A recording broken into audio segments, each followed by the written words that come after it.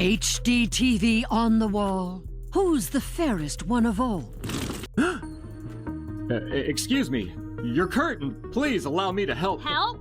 From you? I didn't mean to offend. I just thought you should know that That I should know what? That some privileged white guy thinks his opinion matters? Rachel Zegler's alleged meltdown on Instagram Live wasn't just emotional, it was explosive. The timing suspiciously aligned with that Rick and Morty episode that allegedly took a direct shot at Disney's failed Snow White reboot. And what followed wasn't just a wave of memes or snarky tweets. This was full-blown chaos. A multi-million-dollar box office embarrassment. Who wants a movie about true love? What kind of woman do we want out there seeking true love, Eliana? It's the outrage. Have they ever thought about maybe like a little bit of like, I don't know, vulnerability study, opposition research, that sort of thing before you go and hire some Zoomer who's a lunatic? And you know the saying, go woke, get broke, and Disney's going to lose money on this movie. And I believe it only made less than $1 million. Controversy in Snow White. The dwarves have been eliminated in the live action. Yeah. Now it's Snow White and the 7 magical beings. Wait, it's 7 and the magical beings? Yeah, They won't even 7 say magical and the 7 beings. dwarves? No, because they're not dwarves. For right now, that's the only jobs that are there. Fan revolts, industry whispers. And now, Zegler's public image is dangling by a thread. Allegedly mid-April, Rachel Zegler went live on Instagram, and what unfolded was hard to ignore. In between tears and half-finished sentences, she ranted about being torn apart by the internet. For remaking the movie, they just got rid of the dwarfs. But they have one token dwarf amongst these magical creatures. You actually just went backwards. You actually just erased the dwarfism side of it. The disability, like we're a disability group, you just erase that whole. The new Disney boss babe, who is Rachel Zegler, the inverse of. I wanted my money back. It was very disappointing. Oh my God. Last week was a very big week, objectively a huge week. We had quite a few announcements. It's first live action film, which is Snow White and the Evil Queen. And that's me, I'm Snow White, which is so fun.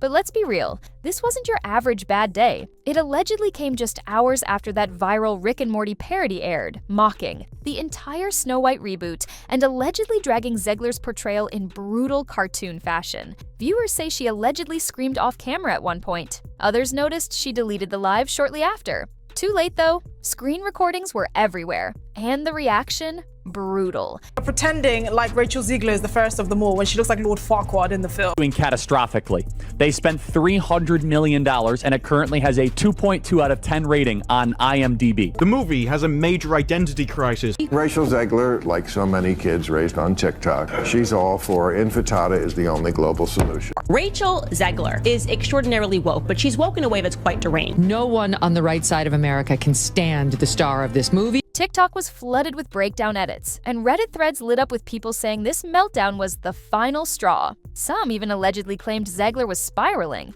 And it wasn't the first time. So what exactly did Rick and Morty do that broke her? In the alleged Season 9 premiere, the show aired a segment titled Woke White. They spent $170 million to make the thing, and it had the lowest opening, under $50 million, of any of these live-action Disney remakes that they've ever had. It's got extra musical numbers that are incredibly unnecessary that really add to that runtime, and let me go ahead and let you know that they're absolutely f***ing atrocious. They say all you have to do to make your wish come true is let it echo, echo, echo, echo. Where a CGI Snow White lectured villagers on patriarchy, consent, and climate change before awkwardly singing a new song called I Don't Need No Man, except when it's convenient. Fans allegedly lost it. Twitter exploded. The parody mocked Zegler's now infamous red carpet quote about the original 1937 Snow White being weird and stalkery. Rick literally says, "She's not the fairest of them all. She's the whiniest."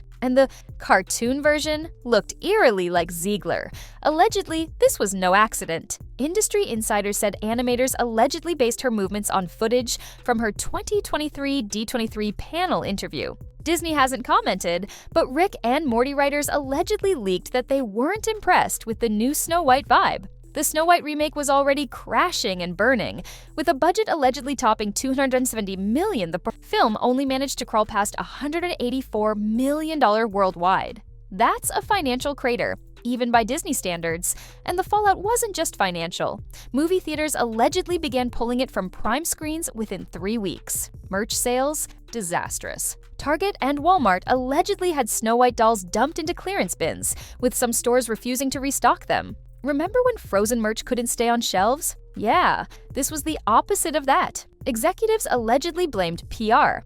Distractions. Translation, Zegler's interviews, TikTok rants, and that alleged sense of superiority she brought to the role. Once adored for her breakout in West Side Story, Zegler's glow-up has allegedly soured. People haven't forgotten the string of press interviews where she took jabs at the original Snow White, joked about not liking the prince, and allegedly said the movie would be about a leader, not love. Even Disney fans, normally ride or die, loyal, started turning. YouTube channels allegedly posted reaction videos calling her the worst Disney princess ever. On TikTok, creators allegedly stitched clips of her interviews with reactions like, "Girl, just stop talking." One alleged PR rep from Disney even told an anonymous gossip blog that Zegler had become unmanageable. Whether true or not, the narrative stuck. The Rick and Morty episode didn't just mock the film, it allegedly triggered Disney's panic button. Sources inside Disney's Burbank office allegedly claim the legal team was reviewing their parody tolerance threshold, which is a fancy way of saying, do we sue or stay quiet? But the real sting? That episode made allegedly more cultural impact in 22 minutes than Snow White's entire theatrical run. And it didn't stop there. Memes allegedly surfaced with side-by-sides of Zegler crying on Instagram and cartoon Snow.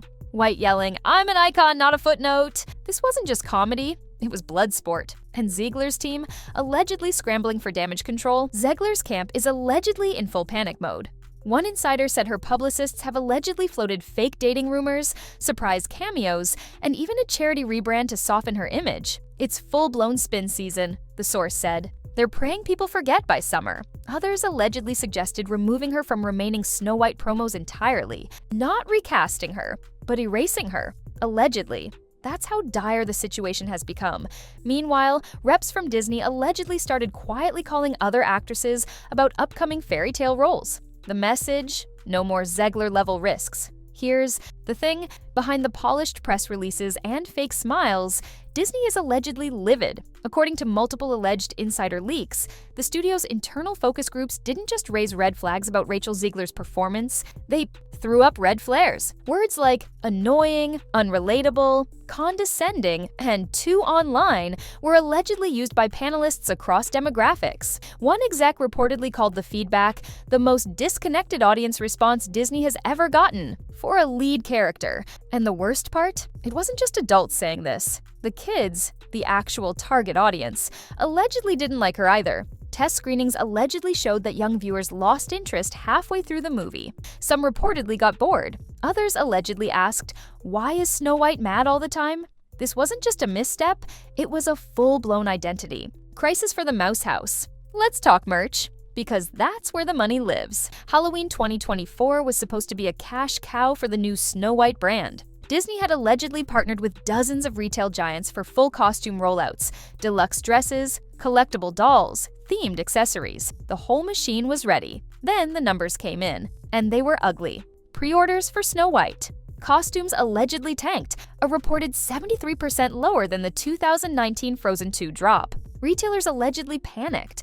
Shelves were stocked. Parents weren't buying. Why? According to internal surveys, the most common answer was simple. My kid didn't like that Snow White. Allegedly, one Walmart executive said, we haven't seen movement this slow since the John Carter toys. Some allegedly tried to pivot, offering discounted bundles or pairing Snow White dresses with Elsa-themed stickers. It didn't help. Dolls started showing up in dollar stores. Themed backpacks were allegedly pulled entirely from 2 major chains. Meanwhile, licensed merch partners flipped out. According to one alleged leak, a major toy brand, who previously had a decade-long partnership with Disney, allegedly lobbied for the studio to re-release the 1937 original in theaters to cleanse the brand and reset the narrative. Think about that. Merch companies begged Disney to erase the reboot and go back to basics. That's how badly this thing flopped. Internally, the damage allegedly shook the C-suite. Execs had spent years defending the reboot strategy, pitching it as bold, modern, culturally relevant.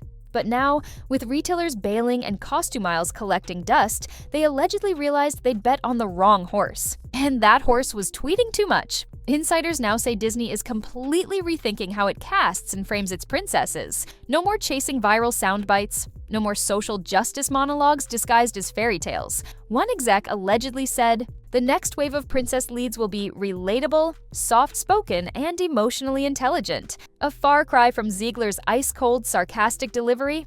Even casting calls have allegedly changed. Talent agents say Disney's latest internal memos now list charm, warmth, and wide appeal as top priorities. Activism, not on the list. There are even whispers of a new unofficial vetting rule, a kind of Rachel clause, if you will. Actors who've gone viral for mocking legacy content, trashing fans, or spouting overly aggressive opinions during press junkets, allegedly blacklisted. Quietly, of course. No official bans, just radio silence. And if you're wondering whether Zegler will be invited back for sequels, spin-offs, or theme park promotions, don't hold your breath. One source inside Imagineering allegedly said, "She'll never walk through the gates of Disneyland in costume. Not after this." Brutal. But here's the twist. This isn't just about one actress. It's about Disney realizing it can't. Fake authenticity. You can't repackage rebellion in a tiara and expect magic. Parents know. Kids know. The audiences knew the moment Zegler opened her mouth and threw the 1937 classic under the bus. So now,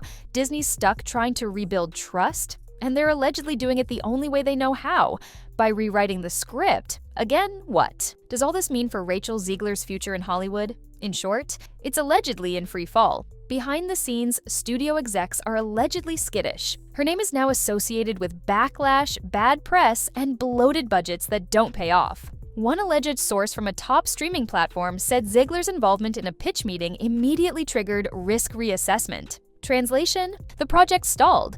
There's now talk that her name allegedly prompts higher completion bond fees. Those are the insurance policies production companies use to protect their investments. Zegler, once seen as the next big thing, is now allegedly flagged by underwriters as a yellow light talent. Not quite a no, but definitely a warning. That's code for, if you hire her, expect chaos, controversy, or worse, cancellation. Agencies are also allegedly backing off. One insider from a major talent agency claimed her rep has had difficulty placing her in anything remotely family-friendly or brand-critical. Allegedly, even commercial tie-ins, makeup lines, fashion collabs, voiceovers are drying up. Companies don't want the heat. And the irony, it's not about her talent. No one's saying she can't act. It's everything else.